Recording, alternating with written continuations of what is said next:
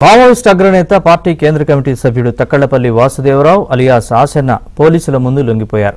లొంగిపోయిన వారిలో ఆసన్న సహా 208 మంది మావోయిస్టులు ఉన్నారు. మావోయిస్టు చరిత్రలో ఇదే అతిపెద్ద లొంగుబాటు. వారిలో 110 మంది మహిళలు, 98 మంది పురుషులు ఉన్నారు. 153 ఆయుధాలు అప్పగించగా వీటిల్లో 19 AK-47 రైఫిళ్లు, 17 SLR రైఫిళ్లు సహా షాట్ గన్లు, పిస్తోళ్లు, కీలక ఆయుధాలు ఉన్నాయి. जो तरीका है, जो तरीका हमने लिया उस पर आपत्ति है।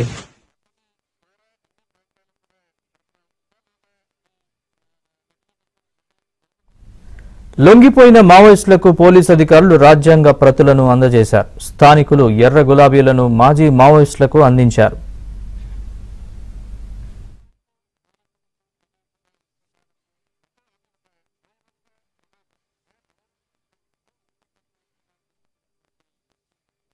टोटल 210 माओइस्ट कैडर्स ने आज हिंसा त्याग करके समाज के मुख्य धारा में शामिल होने के उद्देश्य से सामने आए थे। उन्हें समाज और हम सब ने स्वीकार किया, शासन उनको स्वीकार किया और उनका एक सामान्य जीवन जीने के लिए, एक शांतिपूर्ण जीवन जीने के लिए पुनर्मार्गम, पुनर्वास से पुनर्जीवन हमारा एक पहल है। उसी के तहत उनको सभी प्रकार का सहायता उपलब्ध किया जाएगा और इसमें टोटल 153 वेपन्स जिसमें AK-47, इंसास, LMG, SLR इस प्रकार हथियार भी शामिल है। ये हिस्टोरिकल एक इवेंट रहा। इसके पूर्व में इस प्रकार का एक ही दिन में इतना अधिकांश जो माओवादी कैडर द्वारा हिंसा त्याग करके समाज के मुख्य धारा में शामिल होने वाला घटनाक्रम पहले कभी हुआ नहीं। ये काफी एक अनप्रेसिडेंटेड हिस्टोरिकल इवेंट रहा और हम आशा करते हैं आने वाले समय अन्य श्रेष्ठ माओवादी कैडर जो अभी भी हिंसा के बल पर जंगल में है उनसे भी हम बार बार अपील करते हैं हिंसा त्याग करें, समाज के मुख्य धारा में शामिल होने के उद्देश्य आ जाए। शासन आपको स्वीकार करते, समाज आपको स्वीकार करते हैं। आप एक शांतिपूर्ण जीवन जीने के साथ साथ बस्तर क्षेत्र के शांति, विकास एवं सुरक्षा का आप भी एक सकारात्मक योगदान दे सकता है। లొంగిపోయే ముందు మావోయిస్టు అగ్రనేత ఆసన్న తన సహచర మావోయిస్టులకు భావోద్వేగ సందేశం ఇచ్చారు. క్లిష్ట పరిస్థితుల్లో లొంగుబాటు నిర్ణయం తీసుకున్నామని చెప్పారు. హింసా మార్గాన్ని వీడి జనజీవన స్రవంతిలోకి రావాల్సిన సమయం ఆసన్నమైందని, అడవుల్లో ఇతర రాష్ట్రాల్లో ఉన్న మావోయిస్టులు లొంగిపోవాలనుకుంటే తనను సంప్రదించాలని ఆసన్న తెలిపారు. जिन विषयों को लेकर हमने ये निर्णय लिया इसमें मेजॉरिटी साथियों को तो हमारा जो तरीका है, जो तरीका हमने लिया उस पर आपत्ति है, लेकिन वो तरीका किस स्थिति में हमने वो तरीका को अपनाया इसे समझना है करके मैं अपील कर रहा हूँ साथी लोगों को। आप लोग भी सोचना चाहिए। आप लोगों का सुरक्षा का चिंता जरूर है। हमें पहले हम बचना है, बाद में हम क्या करना है करके सोच सकते, जो मौका है उसको इस्तेमाल कर सकते हम। इसलिए सभी साथी लोग और किसी साथियों को भी जानकारी भी नहीं है, वो साथी लोगों का भी जानकारी हो रहे।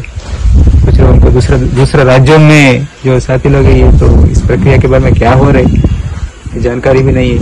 अभी मीडिया के जरिए ये सब तो पता चलेगा, तब आप लोग भी अगर सोचने से इस प्रक्रिया में आना चाहे तो फिर क्या तरीका कुछ तो रहना चाहिए करके मैं सोच के मैं एक मेरा कांटेक्ट नंबर दे रहा हूँ। आप लोग इसमें कांटेक्ट कर सकते। कांटेक्ट करने से हम इसके ऊपर कोई कुछ भी आपका विचार भी बता सकते। इसके ऊपर इस पर आप लोग कांटेक्ट कर सकते, संपर्क कर सकते। मुझे ऐसा कोई कॉमरेड्स कांटेक्ट कर सकते करके मैं आशा कर रहा हूँ, साथियों से अपील भी कर रहा हूँ। ఆసన్న స్వస్థలం ములుగు జిల్లా వెంకటాపూర్ మండలంలోని నర్సింగపూర్ గ్రామం 4 దశాబ్దాల క్రితం పీపుల్స్ వార్ ఉద్యమం వైపు ఆకర్షితులయ్యారు.